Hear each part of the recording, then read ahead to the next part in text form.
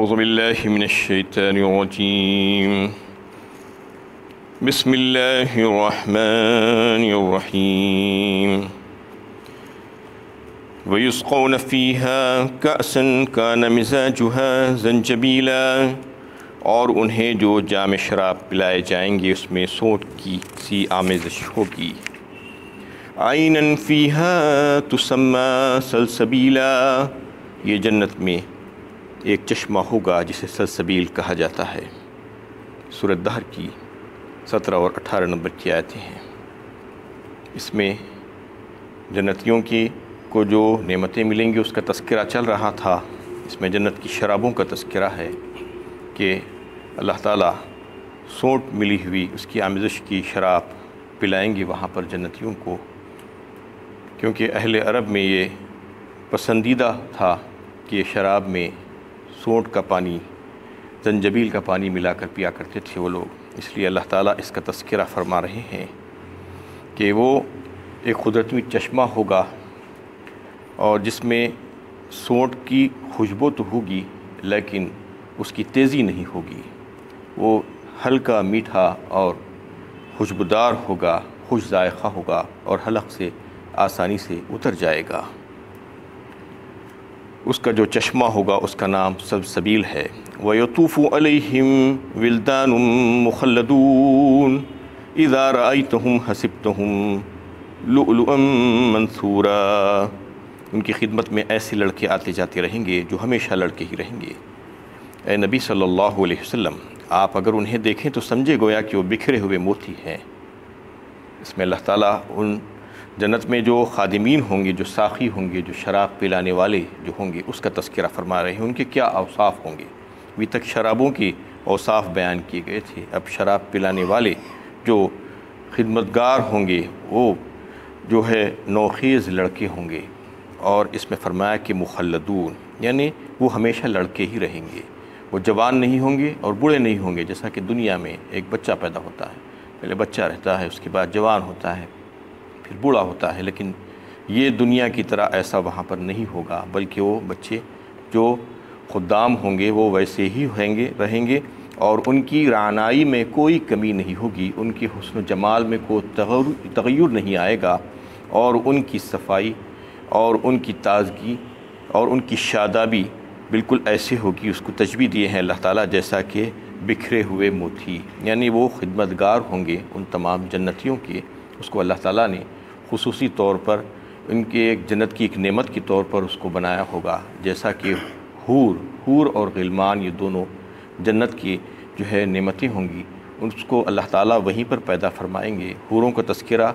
سورہ رحمان اور سورہ واقعہ میں تفصیل کے ساتھ گزر چکا ہے۔ اس میں اللہ تعالیٰ ان نوخیز لڑکوں کا تذکرہ فرما رہے ہیں جو جنتیوں کی خدمت کریں گے، اور ان کو بکھرے ہوئے موتی سے تعبیر کیا ہے اس کو اس لیے کہ ان کا حسن و آفتاب ایسا ہوگا اور وہ بالکل ایسی خدمت کر رہے ہوں گے، ادھر سے ادھر لڑک رہے ہوں گے تو ایسے دکھیں گے کہ بس بکھرے ہوئے موتی ہے، انتہائی حسین اور خوبصورت ہوں گے۔ وَإِذَا رَأَيْتَ ثَمَّ رَأَيْتَ نَعِيمًا وَمُلْكًا كَبِيرًا، وہاں آپ جدھر بھی نگاہ کریں گے نعمتیں ہی نعمتیں اور ایک بڑی سلطنت کا سر و سامان آپ کو نظر آئے گا۔ یعنی وہ جنت ایسی ہوگی کہ چوطرف نعمتوں کے انبار ہوں گے، جہاں کہیں پر نظر ڈالو وہاں پر ایک عظیم الشان سلطنت نظر آئے گی۔ یہاں پر آپ چھوٹے سے باغات پر چلے جاتے ہیں، فارم ہاؤسز پر چلے جاتے ہیں تو دل خوش ہو جاتا ہے، مسرور ہو جاتا ہے، لیکن یہ اللہ تعالیٰ بتا رہے ہیں کہ یہ جنت کیسی ہوگی۔ وہاں پر جو سلطنت ہوگی وہ عظیم الشان سلطنت ہوگی، جہاں کہیں پر نظر ڈالو ایسے نظارے آپ کو نظر آئیں گے۔ اور پھر یہاں پر جو ہے کوئی غریب تھا ہوگا، کوئی معمولی حیثیت کا آدمی ہوگا، لیکن جہاں جنت میں چلا جائے گا اللہ کے فضل و کرم سے تو پھر اس کو جو جنت دی جائے گی وہ وہاں پر ایسی عظیم الشان جنت کا وہ مالک ہو جائے گا، وہ عظیم شان جو ہے نعمتیں اس کو وہاں پر مل جائیں گی، جو چوطرف اس کو جو ہے نظارہ ہوگا، یعنی جس کی وسعت آسمانوں اور زمینوں کے برابر ہوگی یا اس سے زیادہ ہوگی۔ عالیہم ثیاب سندس خضر واستبرق وحلوا اساور من فضہ وسقاہم ربہم شرابا طہورا، ان کے جسم پر باریک ریشم کے سبز لباس اور اطلس و دیبا کے کپڑے ہوں گے، انہیں چاندی کے کنگن پہنائے جائیں گے اور ان کا پروردگار انہیں نہایت ہی پاکیزہ شراب پلائے گا۔ اور پھر جنت میں جانے والوں کا استقبال اللہ تعالیٰ فرمائیں گے، ان کو بہترین لباس عطا کیا جائے گا، وہ ریشم کا لباس ہوگا۔ سندس اور استبرق کا ذکر آیا ہے یہاں پر۔ سندس کا معنی ہے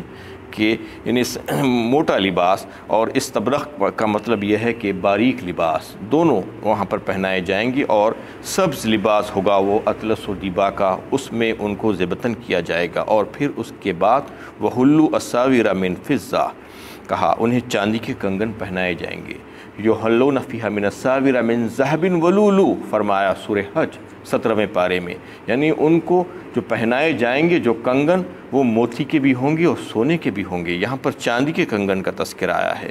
دنیا میں بڑے بڑے راجہ مہاراجہ اور بادشاہ یہ ایسے زیورات پہنتے تھے اور آج بھی پہنتے ہیں، اپنے سر میں تاج لگاتے ہیں ہیرے جواہرات کا، اور ہاتھوں میں کنگن پہنتے ہیں، گلے میں موتی کی مالا ڈالتے ہیں۔ اور اس وقت بھی کسریٰ کے کنگن بڑے مشہور تھے، وہ اس کا تذکرہ بھی جو ہے احادیث میں ملتا ہے کہ سراقہ بن مالک جب حضور صلی اللہ علیہ وسلم کا پیچھا کرتے ہوئے جب آپ صلی اللہ علیہ وسلم مدینہ ہجرت تشریف لے جا رہے تھے تو آپ کی گرفتاری کے سلسلے میں جو انعامات رکھے گئے تھے اس کو پانے کی خواہش میں جا کر پکڑنے کی کوشش کر رہا تھا، لیکن اللہ تعالیٰ اس کو آپ صلی اللہ علیہ وسلم کے قریب آنے نہیں دے رہے تھے کہ زمین میں دھنستا جا رہا تھا۔ اس وقت 3 بار جب اس نے کوشش کر دی تو اس وقت پھر اللہ کے نبی صلی اللہ علیہ وسلم نے اس سے یہ وعدہ کیا اور اس کو یہ پیشن گوئی کی کہ کیا حال ہوگا کسریٰ، یعنی تیرے ہاتھ میں جب کسریٰ کے کنگن ہوں گے اے سراقہ۔ یعنی اس وقت جب کہ ایسی حالت میں جو ہے آپ صلی اللہ علیہ وسلم تشریف لے جا رہے ہیں، لیکن آپ صلی اللہ علیہ وسلم کو دکھا دیا گیا تھا کہ یہ سارے جو ہے ملک فتوحات ہوں گی ان کی، جو ہے اس میں فارس بھی ہوگا۔ تو فارس کا جو بادشاہ تھا کسریٰ، وہ ایسا ہی ہوا جب جو ہے وہ فتوحات ہوئی اور فارس بھی فتح ہوا تو مسلمانوں کو وہ مالی غنیمت ملا، اس میں کسریٰ کے کنگن بھی آئے۔ اور حضرت عمر رضی اللہ تعالیٰ عنہ کی دور خلافت میں جب وہ آئے تو اس شخص نے آ کر مطالبہ کیا کہ رسول اللہ صلی اللہ علیہ وسلم نے مجھ سے وعدہ کیا تھا کہ کنگن مجھے دیں گے، تو انہوں نے اس کو عطا فرما دیے۔ تو یہاں پر کنگن کا تذکرہ آ رہا ہے کہ وہاں پر اللہ تعالیٰ یعنی جنتیوں کو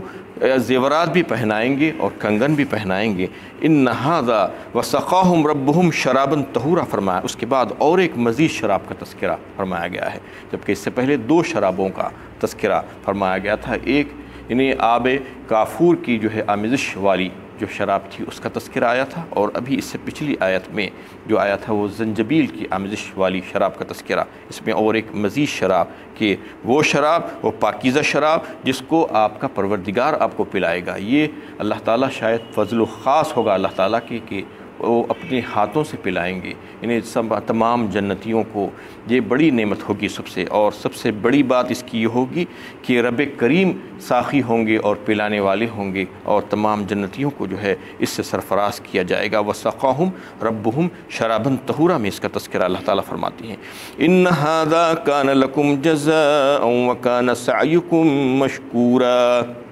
ان سے کہا جائے گا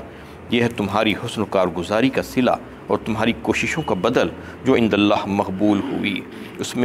اس کے بعد یہ تمام نعمتیں ان کو عطا فرمانے کے بعد کہا جائے گا کہ ان ھذا کان لکم جزاء، یہ تمہاری جزا ہے، تمہارا صلہ ہے۔ کس بات کا صلہ؟ یعنی اس کا تذکرہ دیگر آیتوں میں بھی آپ کو ملتا ہے۔ تلک الجنۃ التی اورثتموها بما کنتم تعملون،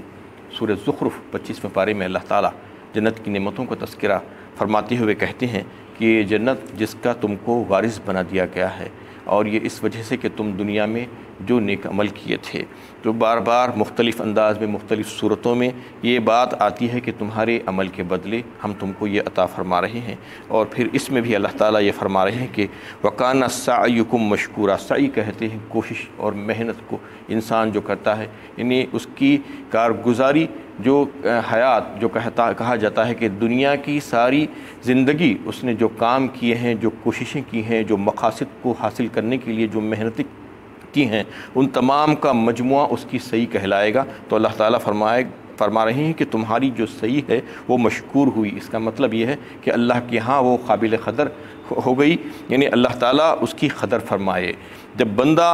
کسی کا جو ہے شکریہ ادا کرتا ہے، اللہ تعالیٰ کا شکریہ ادا کرتا ہے تو کیسا کرتا ہے کہ اس کے احسان مندی ہوتی ہے نعمتوں پر، یعنی اللہ تعالیٰ نے اس کو جو نعمتیں عطا فرمائی ہے اس پر احسان مندی ہوتی ہے، وہ بندے کا شکریہ ہوتا ہے اللہ کی طرف سے۔ اللہ تعالیٰ کا شکریہ کیا ہے؟ جو قدر فرماتی ہیں اللہ تعالیٰ اس کے ان تمام چیزوں پر جو اس نے محنت کی ہے تو پھر اس کی قدردانی فرما دیتی ہیں اللہ تعالیٰ۔ وَقَانَ سَعْيُكُمْ مَشْكُورًا فرمایا، یعنی جو مالک ہے حقیقی ہے وہ عنایتیں فرما دیتے ہیں، اور اپنے بندے کی جو کوششیں ہوتی ہیں اور جو فرائض کی جو وہ ادائیگی کرتا ہے ان کی پسند کے مطابق تو پھر اللہ تعالیٰ اس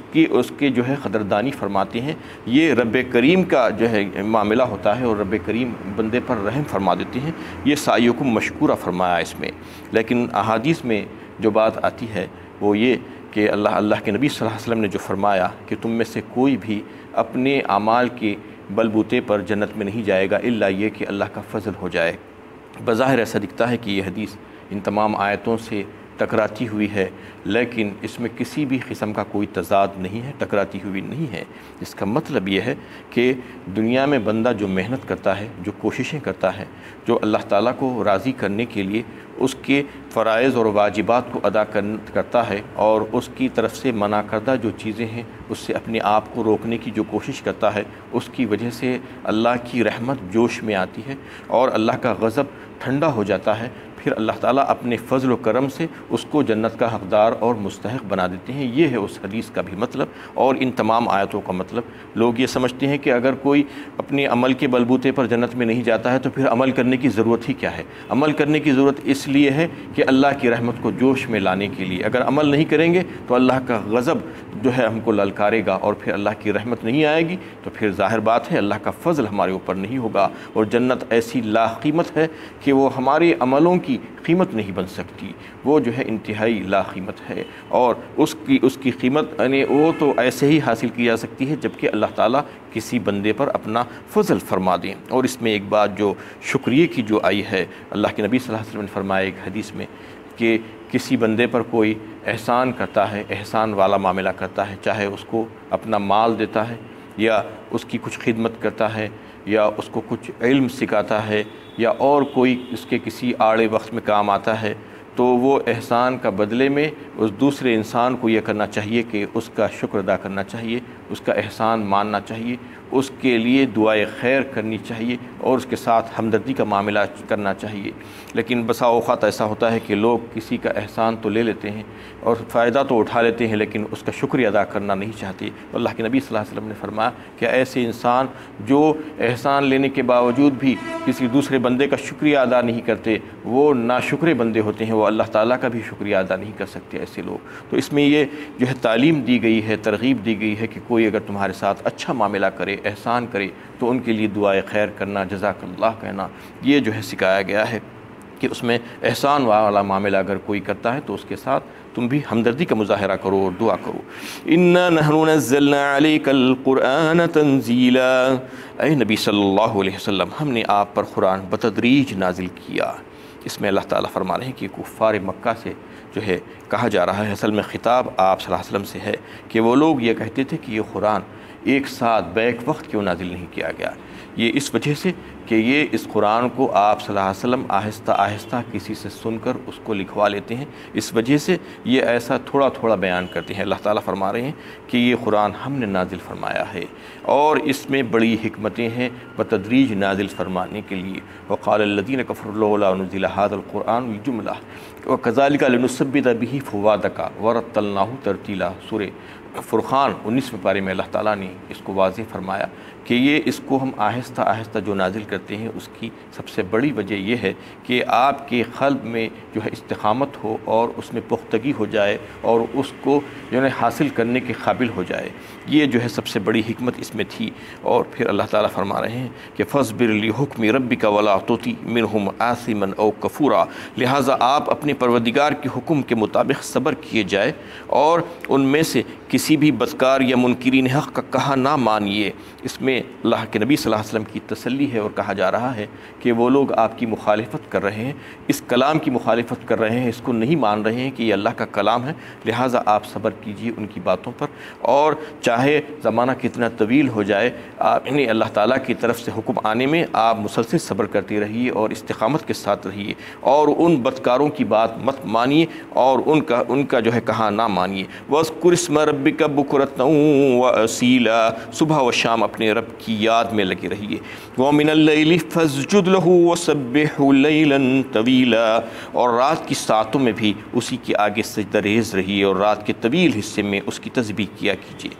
اللہ کی یاد کا حکم اوقات کے تعین کے ساتھ ہو تو اس سے نماز مراد ہوتی ہے۔ وَاذْكُرِ اسْمَ رَبِّكَ بُكْرَةً وَأَصِيلًا، بکرا کہتے ہیں صبح سویرے کو، اور اصیلہ کہتے ہیں زوال کے بعد سے شام تک کا جو وقت ہوتا ہے، غروب تک کا استعمال ہوتا ہے، جس میں ظہر اور عصر کی نماز کے اوقات آ جاتے ہیں۔ اور پھر فرمایا وَمِنَ اللَّيْلِ فَاسْجُدْ لَهُ وَسَبِّحْهُ لَيْلًا طَوِيلًا، یعنی رات کا وقت غروب آفتاب کے بعد شروع ہوتا ہے، اس میں رات کو سجدہ کرنے کے حکم میں مغرب اور عشاء دونوں نمازوں کا وقت آتا ہے، اور پھر اس کے بعد ارشاد ہے کہ رات کے طویل اوقات میں اس کی تسبیح بیان کیجیے، جس کے مراد نماز تہجد ہے، اس کی طرف اشارہ کیا گیا ہے۔ إِنَّ هَؤُلَاءِ يُحِبُّونَ الْعَاجِلَةَ وَيَذَرُونَ وَرَاءَهُمْ يَوْمًا ثَقِيلًا، یہ لوگ تو جلدی حاصل ہونے والی چیز سے محبت رکھتے ہیں اور آگے جو بھاری دن آنے والا ہے اس کو پس پش ڈال دیتے ہیں۔ یہ کفار کا حال بیان فرما رہے ہیں اللہ تعالیٰ کی، دنیا سے بے حد محبت کرتے ہیں اور یہ چاہتے ہیں کہ بس دنیا ان کو مل جائے اور آخرت کی بالکل بھی فکر نہیں ہے انہیں۔ نَحْنُ خَلَقْنَاهُمْ وَشَدَدْنَا عَصْرَهُمْ وَإِذَا شِئْنَا بَدَّلْنَا أَمْثَالَهُمْ تَبْدِيلًا، ہم نے انہیں پیدا کیا اور ان کے جوڑ بند مضبوط کیے ہیں اور ہم جب چاہیں ان کی شکلیں بدل کر رکھ دیں۔ إن هذه تذکرہ فمن شاء اتخذ إلى ربه سبیلا، یہ تو ایک نصیحت ہے، جس کا جی چاہے اپنے پروردگار کی طرف پہنچنے کا راستہ اختیار کرے۔ وما تشاءون إلا أن يشاء اللہ، تمہارے چاہنے سے کچھ نہیں ہوتا جب تک کہ اللہ تعالیٰ نہ چاہیں۔ ان اللہ کان علیما حکیما، بے شک اللہ تعالیٰ بڑے ہی جاننے والے حکمت والے ہیں۔ يدخل من يشاء في رحمته والظالمین اعد لهم عذابا علیما، جس کو چاہتے ہیں اپنی رحمت میں داخل فرما لیتے ہیں اور ظالموں کے لیے اس نے دردناک عذاب مہیا کر رکھا ہے۔ وآخر دعوانا ان الحمد